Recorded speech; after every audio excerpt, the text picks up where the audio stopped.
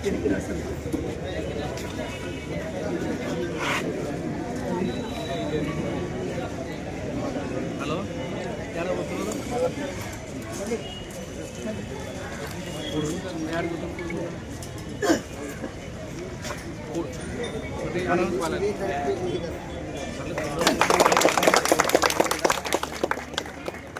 చంద్రబాబు గారి నాయకత్వం, చంద్రబాబు గారి నాయకత్వం, లోకేష్ గారి నాయకత్వం, జై తెలుగుదేశం, జై తెలుగుదేశం.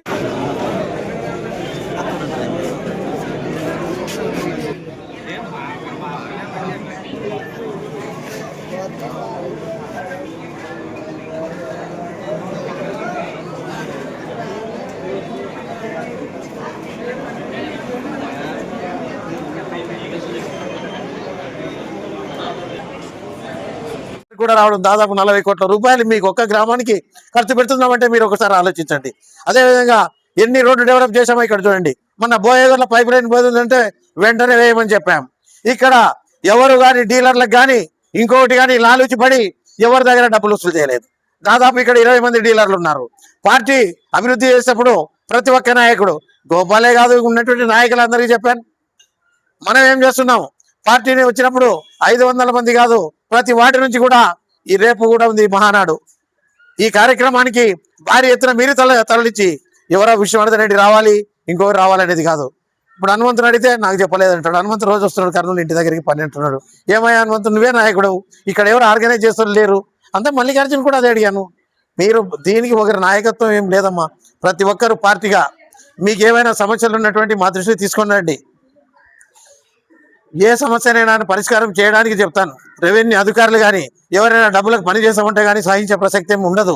మా దృష్టికి రానప్పుడు ఏదైనా నష్టం జరిగితే నేనేం చేయలేననేది కూడా మీకు అందరికీ దస్తగిరి దృష్టికి కానీ రాకపోతే మన నాయకులు మా దృష్టికి వచ్చినప్పుడు వీలైనంత వరకు ప్రయత్నం చేయాలనే చూస్తాం తప్ప వేరే కార్యక్రమం లేదనేది మీకు అందరికీ తెలిసినటువంటి విషయమే. ఎందుకంటే అబ్జర్వర్ వచ్చినప్పుడు ఈడ ఉన్నప్పుడు ఈడ క్యాడర్ లేక ఏమి కాదు, ఏమబ్బా వీళ్ళు ఏమి చెప్పి క్యాడర్ లేదనే ఫీలింగ్ మాత్రం ఎవరికి రాకూడదు వచ్చినటువంటి వాళ్ళకు. అది గుర్తుంచుకోవాల్సిన బాధ్యత ఈడ 20 మందో 15 మందో 20 మందో ఉన్నారు. అది తీసుకొని చేయాల్సిన బాధ్యత మీ పైన ఉంది అని చెప్పి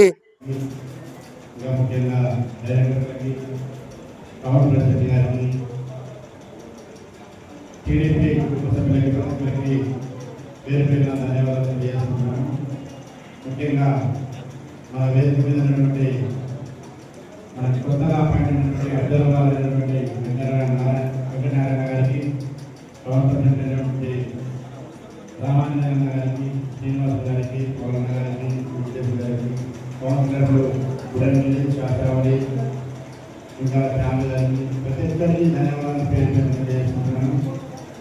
ముఖ్యంగా ఈరోజు 44వ మహానాడు కార్యక్రమం ఇది మన రాష్ట్ర స్థాయిలో ఏర్పాటు చేయాలని చెప్పేసి నారా చంద్రబాబు నాయుడు గారు, లోకేష్ గారి నిర్ణయంతో మనం ఈరోజు మన కోరుకూరుతో దాదాపు 10 కష్టంలో ఈ కార్యక్రమాన్ని నిర్వహించుకోవడం చాలా సంతోషకరం.